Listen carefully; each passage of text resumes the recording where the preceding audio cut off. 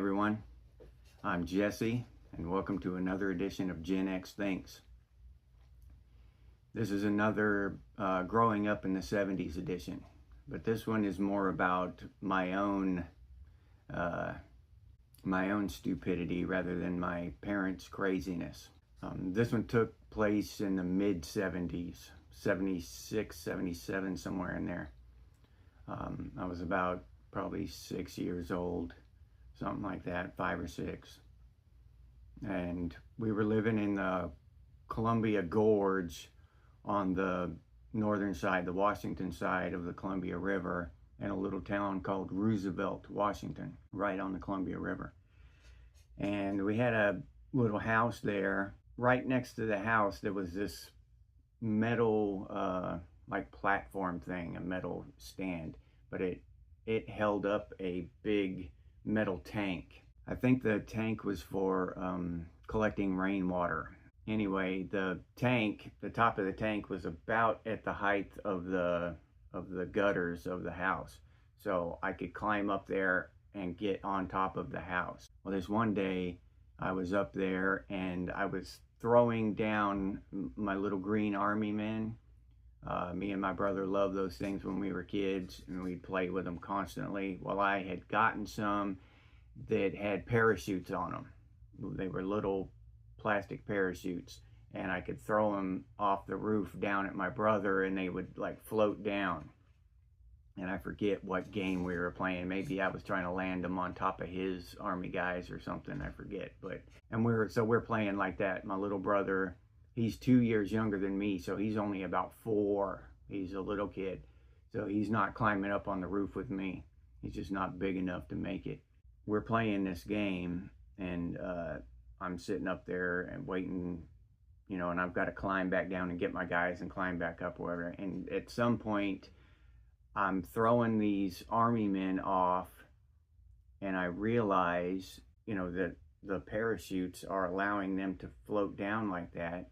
Well, if I had a parachute like that, I could do the same thing. And these parachutes on these army guys, they're made of plastic, just like garbage bags. And like I started getting these thoughts of, when I was a little kid, I used to have like these really inventive streaks. I would like think I was inventing things.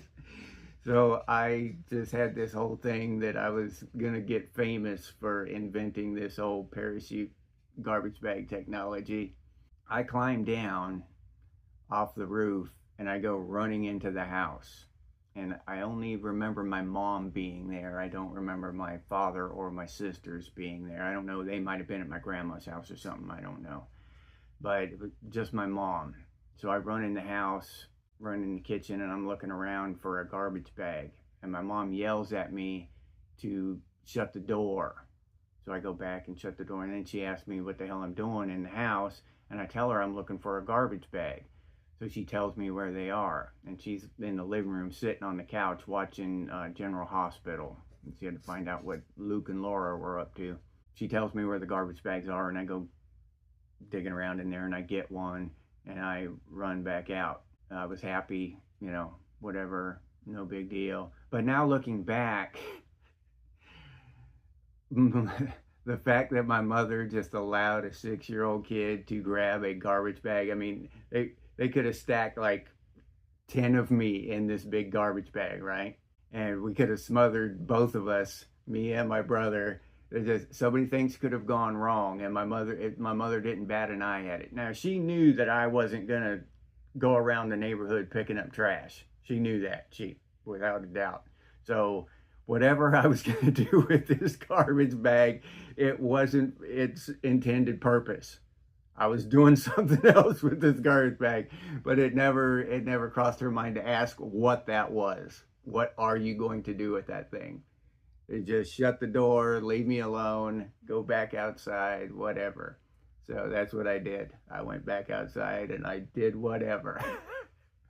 So I get my garbage bag, and I forget if I explained to my brother what I was going to do. I'm sure I did. And But I stuff the garbage bag down the front of my pants, and then I climb up this metal contraption up on top of this tank, and I get up on top of the roof of the house. And I get my garbage bag out, and I'm standing at the edge of the roof, and I'm looking down at my brother, and I remember, I remember the flashes of like fame and fortune, you know what I mean, that are about to come to me. And I put my garbage bag up over my head, and I just step off out into the air. And for like, I don't know, maybe a tenth of a second or something, when you do so, when you do something really idiotic like that, there's a split second there where your mind slows down time, and everything seems like it's going to be okay. It's working, right? Your mind is still your mind is still convinced or tricked into thinking that everything's working out good, right? So, and that's when, and that tenth of a second lasted like a really long time, and all this stuff flew through my mind, like I was, you know, my teachers were gonna be proud of me, and all my schoolmates were gonna be jealous of me, and I was gonna be on TV and stuff, you know, all that, all this kind of stuff went through my head. And then that ended, and gravity took over, right? And I hit the ground. I went down and hit the ground. Poof! I remember just as it started, I looked up, and the bag wasn't filled with air like I thought it was gonna be. Okay, it was just still kind of crumpled up there, and I remember like being confused about that part of it. So I hit the ground pretty hard, but I didn't really hurt myself, except that my face hit my knee when I hit the ground, right? So split my lip open pretty good. But it was my brother that actually screamed. My little brother started screaming. So my mom come bursting out the door, running over, asking me what the hell was going on and shit. And she's all pissed off because now she's gonna have to call her sister to find out what happened to Luke and Laura. But she snatches me up out of the dirt, right, and starts doing the Bruce Lee on the back of my pants, like, you know, like when your mama dust you off but spank you at the same time, like really hard, hitting your ass with the karate chop, trying to clean off the back of your pants. She checked me and made sure I didn't have any broken bones or anything, just some blood on my mouth, and she wiped that off. And I remember her grabbing my face with her fingernails, you know what I mean, holding me like that and wiping the blood off my mouth. And she told me that what'd she say, something like, you'll live, or something like that. Told us to quit making all that noise and shit, and then stomp back in the house. Well, I don't remember crying, but I'm sure I cried a little bit from the blood on my mouth. But after sitting there thinking about it, my brother, you know, he's got the dirt on his face. We were playing in the dirt, and he's got the tear streaks running down through the dirt on his face.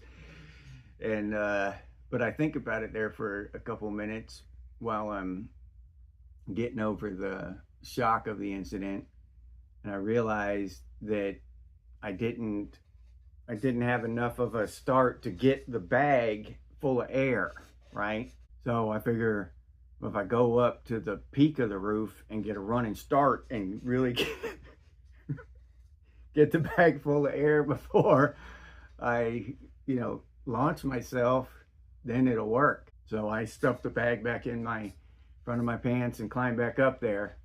And this time I walk up to the peak of the roof and do like I just said. I get the bag out and fluff it out real good and stuff. My little brother's down there waiting on me again.